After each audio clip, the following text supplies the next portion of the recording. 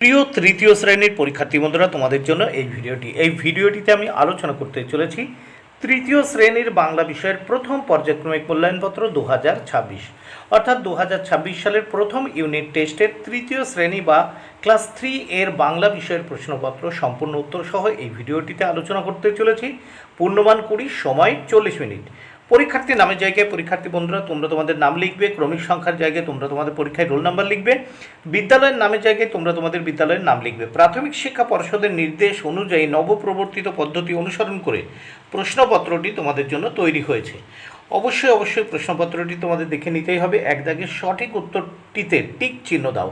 4টি প্রশ্ন উত্তর করতে হবে 2 মার্ক, প্রত্যেকটি প্রশ্নের জন্য 1-এর অর্ধেক বা হাফ মার্ক করে বরাদ্দ।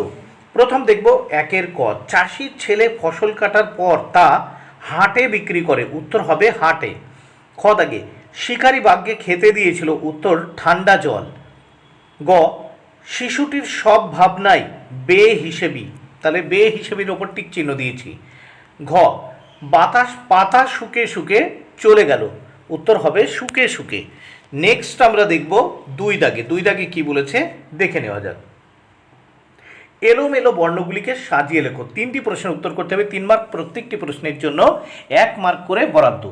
এখানে 2-এর কতে আছে, প্রথম আছে দেখো এলোমেলো বর্ণ আছে কা, তারপর খণ্ডের ত, তারপর র, তারপর চয় হস্যি, এটা দিয়ে হবে চিৎকার।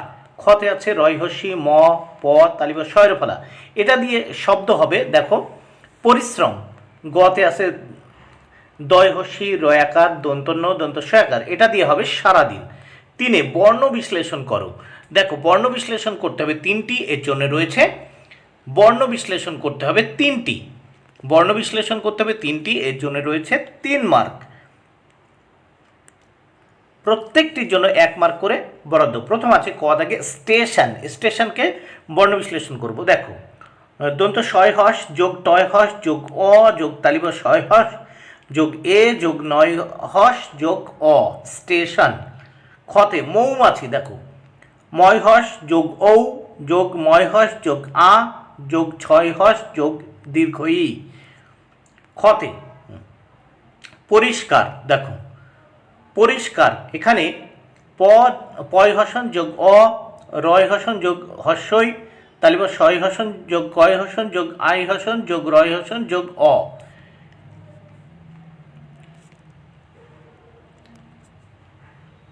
এবার দেখো মৌমাছি, এটা কিন্তু হস্যই হবে, এখানে হস্যই হবে, ঠিক আছে। এবার দেখো সমার্থক শব্দ লেখো 1টি করে। এখানে জল মানে হচ্ছে পানি বা বাড়ি, খতে বন্ধু মানে হচ্ছে সখা বা মিত্র। এবার আমরা এই প্রশ্নপত্রের নেক্সট পেজ দেখে নেব। নেক্সট পেজে কি বলেছে, 5 দাগে কি বলেছে দেখে নেওয়া যাক। শূন্যস্থান পূরণ করো। 4টি প্রশ্নের উত্তর করতে হবে 4 মার্ক, প্রত্যেকটি প্রশ্নের জন্য 1 মার্ক করে বরাদ্দ। যেন জোয়ার জলে ফেনার রাশি বাতাসে আজ ছুটছে হাসি। দেখো প্রথম শূন্যস্থানে জোয়ার, দ্বিতীয় শূন্যস্থানে বাতাসে। আজ বিনা কাজে বাজিয়ে বাঁশি কাটবে সকালবেলা, তৃতীয় শূন্যস্থানে বিনা, চতুর্থ শূন্যস্থানে বাঁশি। তাহলে দেখো যেন জোয়ার জলে ফেনার রাশি বাতাসে আজ ছুটছে হাসি, আজ বিনা কাজে বাজিয়ে বাঁশি কাটবে সকল বেলা। এবার আমরা নেক্সট 6 দাগের প্রশ্নগুলো দেখে নেব। বাক্য রচনা করো। এখানে 2টি বাক্য রচনা করতে হবে 2 মার্ক, প্রত্যেকটির জন্য 1 মার্ক করে বরাদ্দ। 6-এর ক ছবি, ছবি দিয়ে বাক্য রচনা করতে হবে। বইটিতে অনেক ছবি আছে।